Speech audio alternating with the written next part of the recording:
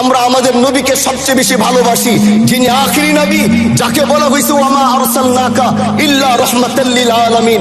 আমরা বারবার দেখছি কিছুদিন পর পর কারা যেন কিভাবে এসে আল্লাহ নবীর শানে কটূক্তি করে, নবীকে নিয়ে অশ্লীল ভাষায় গালিগালাজ করে। এই দেশের মানুষ নামাজ না পড়লেও যদি কেউ নবীকে কটূক্তি করে তার কলিজা ছিঁড়ে যায়, সে রাজপথে নেমে যায়।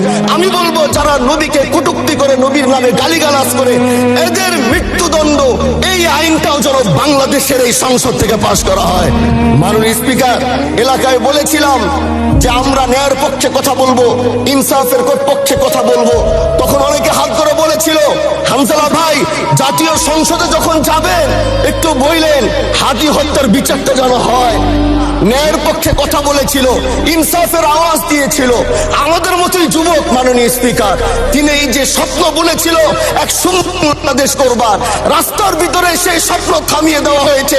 এই বিচার যদি না হয় তাহলে আমাদের মতো হামজালাদের নিরাপত্তাও রাস্তায় কেউ দিতে পারবে না মাননীয় স্পিকার।